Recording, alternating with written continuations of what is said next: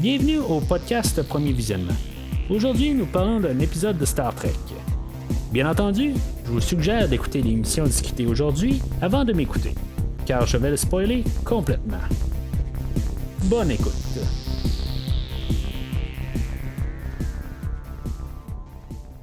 Alors aujourd'hui, on se retrouve encore sur le USS Cerritos, en orbite alentour de Mixtus 3 et en compagnie du USS Vancouver. Bien sûr, on parle du 5e épisode de Star Trek Lower Decks, Cupid's Errant Arrow. Moi, juste en voyant le titre de l'épisode, ça me rappelle genre d'épisode là, qu'il y avait genre que j'étais jeune.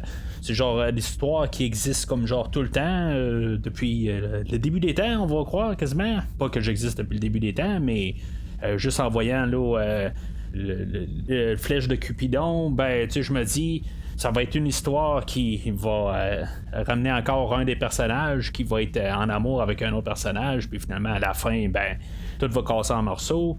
Ben c'est pas mal ça qui va arriver aujourd'hui. Mais c'est là que je me dis, on a-tu comme un peu manqué d'idées, on sait plus exactement quoi faire, on prend juste des idées de base qui, tu sais, comme si on n'est pas nécessairement dans la série Star Trek. T'sais, on prend des idées là, qui ont été vues dans plusieurs séries, puis on fait juste comme renvoyer là, les mêmes idées, mais on fait juste mettre une esthétique Star Trek. C'est ça que je me dis un peu sur l'épisode d'aujourd'hui. Peut-être que je recherche trop pour une série là, qui est dédiée à des adolescents, ou plutôt qui n'est pas dirigée nécessairement là, à des personnes de mon âge. C'est sûr que je me répète encore ce que j'ai dit là, les 4 derniers épisodes sur ce sujet-là. Mais juste en voyant le titre en partant, ben c'est ce que ça me dit, puis c'est ce qu'on va avoir comme épisode. Avant de trop me lancer sur l'épisode elle-même, je vais juste parler vite du site internet premiervisionnement.com, où est-ce que vous pouvez aller chercher les 4 autres épisodes de Lower Decks. Ou si maintenant vous voulez retélécharger l'épisode d'aujourd'hui, ben vous pouvez le faire bien sûr. Ou voir la série Star Trek Picard, Star Trek Discovery. Vous pouvez voir ce que j'ai fait là, ou pouvoir télécharger dans le fond mes pensées sur ces 2 séries-là. Pour ce qui est Discovery, ben la 2e saison est quasiment complétée. Il reste juste quelques épisodes là, pour compléter la 2e saison, puis éventuellement on va faire la 3e saison. Sur le même site, vous pouvez voir aussi des podcasts que je fais sur plusieurs films. Il y a un film par semaine que je fais, puis ça se rajoute sur le même site. Comme cette semaine, j'ai couvert le film des Nouveaux Mutants qui est sorti la semaine dernière au cinéma. La semaine prochaine, je vais couvrir le film de Batman 66, puis ainsi de suite. Là, vous pouvez fouiller sur le site, voir exactement ce que je fais. Je fais pas juste des films de super-héros donc je viens de mentionner, mais il y a plusieurs autres séries, plusieurs autres genres aussi que je fais. Vous pouvez trouver ça sur le site. Puis en même temps, ben, j'en profite pour vous demander si vous voulez bien suivre le podcast Premier Visionnement sur Facebook ou sur Twitter.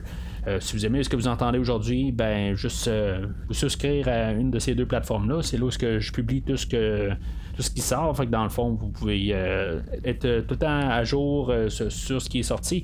C'est sûr que vous pouvez toujours aller sur une plateforme comme Podbean, puis recevoir exactement tout ce qui est publié lorsque c'est publié. C'est juste qu'en même temps, ben, si maintenant vous voulez filtrer un peu là, ben, vous allez recevoir 3 épisodes par semaine, fait que c'est peut-être un petit peu plus difficile à trier. Tandis que vous allez sur premiervisionnement.com, ben, c'est pas mal plus facile, puis tout est déjà trié sur le site. Alors, pour Lower Decks, le 5e épisode, qui n'aura pas d'intro, on va juste mettre le générique tout de suite en partant. Tu sais, je parlais de ça dans les derniers épisodes. On avait les 3 premiers épisodes où on avait une histoire à part, puis après le générique, on avait une autre histoire. Le dernier épisode, on avait une histoire qui commençait avant le générique. Puis là, ben, on a décidé qu'on collait toute l'histoire ensemble. Honnêtement, je trouve que ça fait un peu un débalancement. Je pense que Discovery avait essayé de faire ça aussi une fois dans la fin de la première saison. Ils ont juste pas fait d'introduction. Je veux dire, juste dans le format Star Trek, j'apprécie un petit peu juste quelque chose pour rentrer dedans un peu, qu'on ait juste un peu le temps là, de voir où ce qu'on est.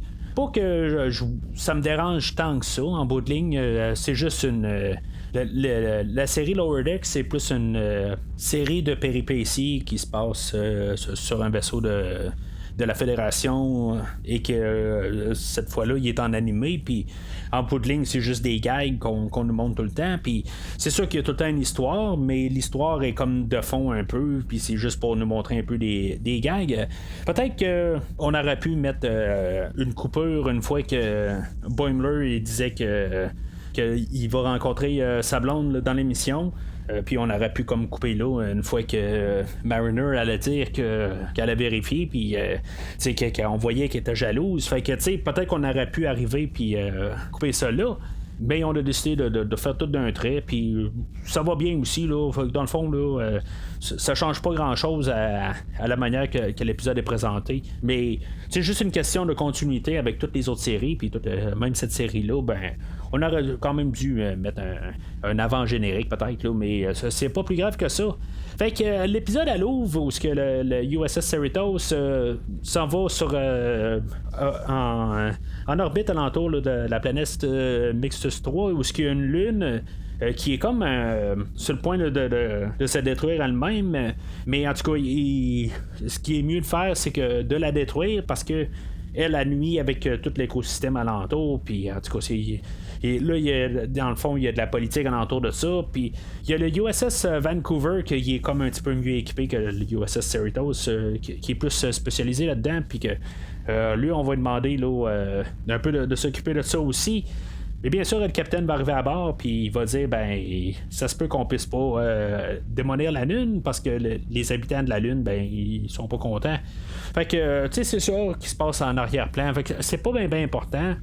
Plutôt, l'histoire qui est importante, c'est plus d'embarquer sur nos personnages là, de Boimler et de Mariner. Et de l'autre côté, on a Rutherford et Tandy. Boimler, comme j'ai dit tantôt, ben, c'est là qu'on va savoir qu'il y a une blonde depuis un mois. Ça veut dire théoriquement que ça nous met à l'épisode 2 ou peut-être la première, mais en tout cas c'est pas écrit vraiment combien de temps. Oui, on nous dit là, la date interstellaire là, au début de chaque épisode.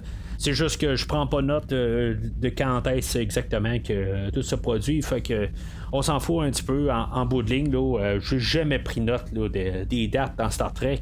Peut-être que vous le faites, là, mais en bout de ligne, là, ça m'a jamais empêché là, d'apprécier chaque show puis savoir s'il y a des shows qui se passent un après l'autre.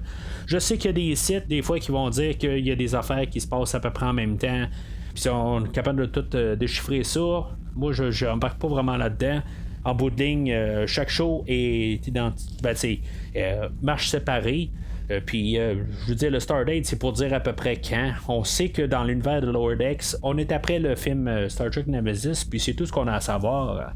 Comme j'ai dit, Boimler, il va parler dans le fond qu'il a hâte d'avoir sa blonde, que ça fait un bout qu'il a pas vu. Bien sûr, Mariner, elle va être jalouse, parce que dans le fond, elle aime bien Boimler, fait que en bout de ligne, ben, elle va essayer là, de trouver là, quelque chose qui marche pas avec sa blonde. En même temps, ben, on a Rutherford et Tandy, qu'eux autres, ils vont aller travailler sur le USS Vancouver. Eux autres, ils vont triper technologie parce que le Vancouver, lui, il est un petit peu plus high-tech que le Cerritos. Fait qu'ils vont aller travailler dessus en espérant pouvoir ramener un peu de technologie du Cerritos. Il va y avoir genre un tricorder, dans le fond, qui est plus avancé. Le T-88 qui fait partie là, dans le fond de leur équipement de base pour travailler sur le Vancouver. Fait que ils vont travailler avec cet équipement-là. Puis c'est sûr que Tandy et Rutherford, eux autres, ils voient qu'ils vont travailler avec cet équipement-là sur le Cerritos une fois qu'ils ont réussi à apporter des données puis à pouvoir avoir comme montré qu'il était meilleur. Puis en tout cas, le superviseur là-bas, ben, il dit ben, vous allez pouvoir travailler avec cet équipement-là si mettons vous faites bien votre job. Fait que les deux vont faire exactement là, la meilleure job, puis ils vont comme arriver parfaitement. Lui, le but là-dedans, c'est que il voulait échanger de place avec Tandy et Rutherford, puis lui aller travailler sur le Cerritos. C'est un gag dans le fond, qu'en bout de ligne, ils se sont comme fait avoir, mais on va niaiser là-dessus que dans le fond, le Vancouver est comme un petit peu trop high-tech, puis lui, ben, il est pas capable de prendre ça, il va revenir sur un vaisseau un petit peu moins high-tech. C'est niaiseux, mais en bout de ligne, c'est un peu pour montrer là, que Rutherford et Tandy, là, ils vont bien ensemble.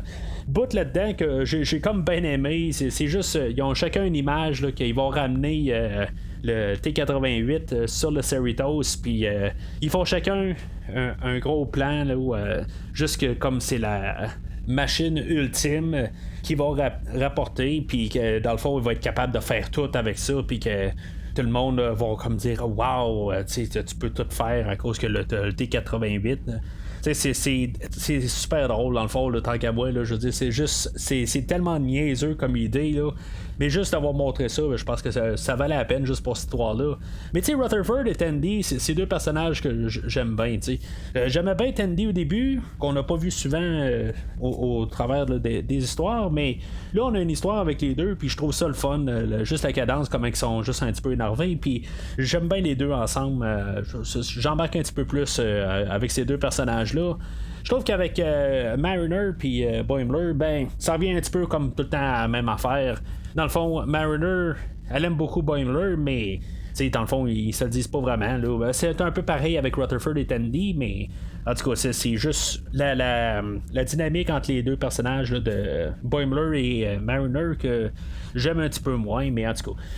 Pour l'histoire de Boimler et Mariner, on va être introduit avec la blonde à Boimler, Barbara Brinson. Ils vont aller sur le USS Vancouver, puis on va voir le personnage de Jet, que lui, dans le fond, il est comme super bon, puis dans le fond, il est comme parfait, tu sais. Ce que je vais aimer là-dedans, c'est qu'on va faire la mention là, que c'est un Kirk Sunday avec un Trip Tucker Sprinkle. Tu sais, dans le fond, on vient de faire une petite allusion à Star Trek Enterprise. Si vous m'avez écouté sur Star Trek Picard ou Star Trek Discovery, surtout le Discovery, j'aime tout le temps à chaque fois qu'on fait un clin d'œil à Star Trek Enterprise. Je suis pas en train de dire que Star Trek Enterprise est ma série préférée, mais c'est comme j'ai un point faible beaucoup pour Star Trek Enterprise. Peut-être que dans ma tête à moi, c'est quasiment la meilleure série pareille en fait de pourcentage de bons épisodes, parce que les 4 épisodes de Star Trek Enterprise, je les trouve vraiment bonnes. La première comme la dernière, c'est pas mal une très bonne série. Pour moi, je trouve que c'est une très belle série. Tandis que, mettons, on regarde The Next Generation, ben, tu sais, les 2-3 premières saisons, ben, c'est so-so à certains bouts. Il y a un bout que ça devient super bon. Mais si on regarde juste au prorata, si on veut, The Next Generation va peut-être être plus près de mon cœur. Mais à quelque part, le pourcentage d'épisodes est un petit peu moins bon de Next Generation. C'est peut-être pour ça que d'un côté, j'ai plus un faible sur le côté de la série Enterprise. Mais en tout cas, c'est juste ça. C'est juste que à chaque fois qu'on nomme quelque chose à Enterprise, ben les yeux m'illuminent tout de suite. Et qui sait, peut-être qu'un jour je parlerai de Star Trek Enterprise.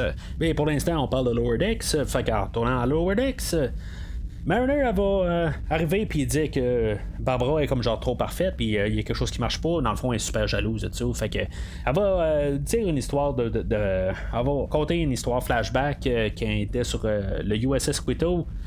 Dans le fond, elle avait une amie, Angie, que elle sortait avec un genre de métamorphe. Puis que dans le fond, qu'il l'a mangé. Est-ce que c'est une vraie histoire ou c'est une histoire dans le fond qu'elle compte pour qu'on se pose des questions sur Barbara? Moi, je pense que c'est plus ça, mais en tout cas, il va y avoir aussi la mention, une fois qu'ils sont dans le flashback, ils vont parler de Data puis son frère Lore, qui a fait un lien avec les bugs. Si je me trompe pas, c'était la finale de la saison 6, la saison 7. Puis en théorie, ben ça se passe genre 5-6 ans avant l'épisode d'aujourd'hui. En tout cas, je sais pas tout à fait, là, mais tu sais, c'est quelque chose de même, là. Fait que je me dis, à quelque part, quel âge qu'elle a, Mariner, à quelque part, elle était sur un autre vaisseau, je sais avant, mais à quelque part, c'est pas la semaine dernière, puis ça fait pas un mois, là, tu sais. Fait que si on se passe après la Nemesis, encore une fois, comme j'ai dit, je me tiens pas avec une carte du temps de Star Trek en face de moi. Mais à quelque part, je sais que Nemesis ne se passe pas 2 semaines après la finale ou la saison 7 de Next Generation. Fait que je sais pas exactement c'est quoi le timeline là-dedans, puis quel âge que Mariner a là. On ne sait pas exactement quel âge qu'ils ont. Peut-être qu'elle a 30 ans, ils ont peut-être tous 30 ans. Dans le fond, c'est bien possible aussi. Là, mais moi, ils me font plus donner l'apparence qu'ils ont à peu près 20 ans chaque personnage. Fait que ça marche pas tout à fait. Mais on n'est pas là pour se poser des questions. Alors, c'est juste ça que je peux dire là-dessus au total. On va oublier ça comme idée. C'était juste une question là, de faire des clins d'œil un peu puis de rajouter des affaires.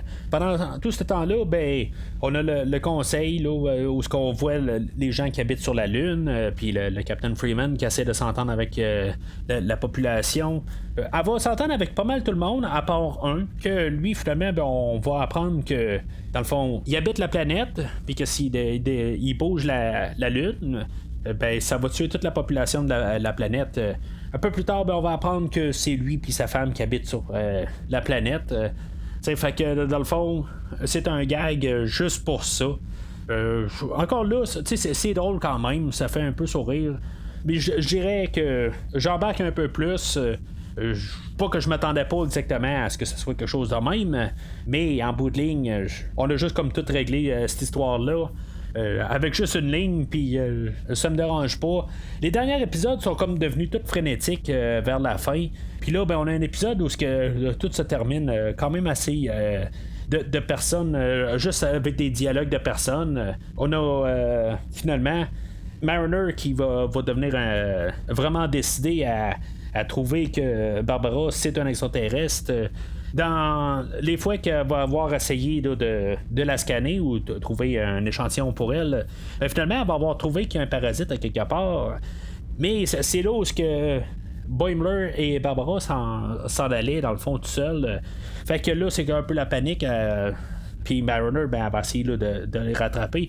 Elle va faire tout dans le fond pour pouvoir aller sauver Boimler avant qu'il se fasse manger, comme on avait vu un peu dans le flashback. Vraiment, ben, c'est ça, elle va les rattraper dans une genre de station observatrice.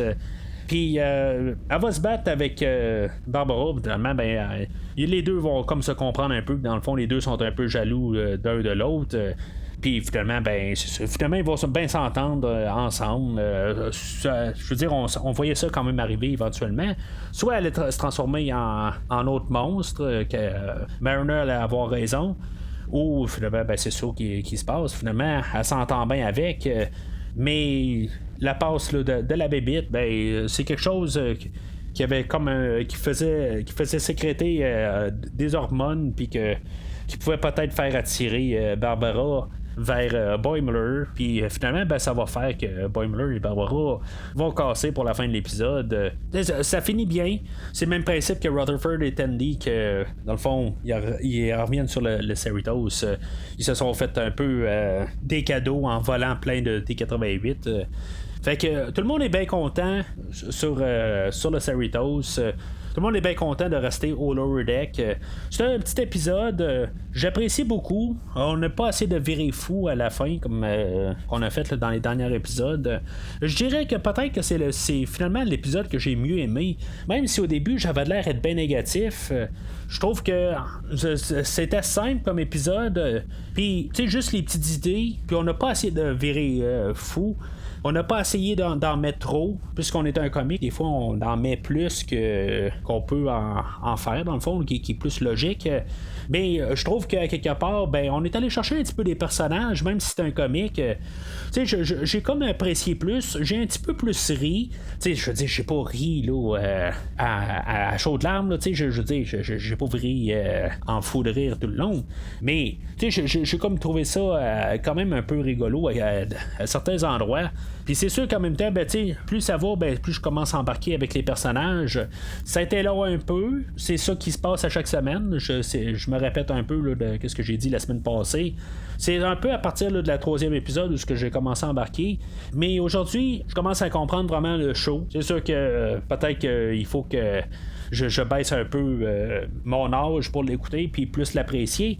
Mais aujourd'hui, c'était un bel petit épisode. C'est sûr qu'en bout de ligne, je savais qu'est-ce qu'on allait avoir. C'est ça peut-être aussi qui aide beaucoup. En bout de ligne, on sait qu'est-ce qu'on va avoir.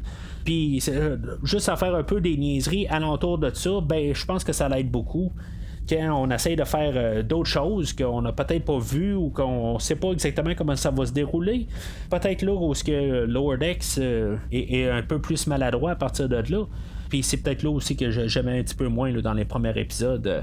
Fait que je veux pas dire que j'ai hâte à la semaine prochaine, mais c'est quand même intéressant là, de voir qu'est-ce qu'on va faire dans les 5 prochains épisodes. Je sais que ça va probablement être encore des épisodes qui vont mener à nulle part. On va commencer une histoire, puis finalement on va revenir au point de départ rendu là. C'est comme dans le fond tous les épisodes de Star Trek là, de la série originale. En général, on n'a pas vraiment là, de nouvelles choses qui vont faire que la série va changer pour autre chose là, pour le prochain épisode. On a un épisode dans le fond que tu peux écouter à n'importe quel ordre. Puis c'est ça que Lower Decks essaie de faire. Puis ça me dérange pas vraiment en bout de ligne. Je crois qu'au dernier épisode, j'étais un petit peu surpris de ça. Mais en bout de ligne, je veux dire, c'est le format Star Trek. Puis c'est ça qu'on fait aujourd'hui. Fait que c'est tout pour aujourd'hui. Comme j'ai dit plus tôt, la semaine prochaine, je vais revenir avec un film en début de semaine qui va être Batman 1966. Plus tard, ça va être le 9e épisode là, de la deuxième série là, de saison de Star Trek Discovery. Et je vais encore couvrir un short trek. Et par la suite, dans une semaine exacte d'aujourd'hui, je vais couvrir le 6e épisode de Star Trek Lower Decks. Alors, d'ici là, longue vie et prospérité.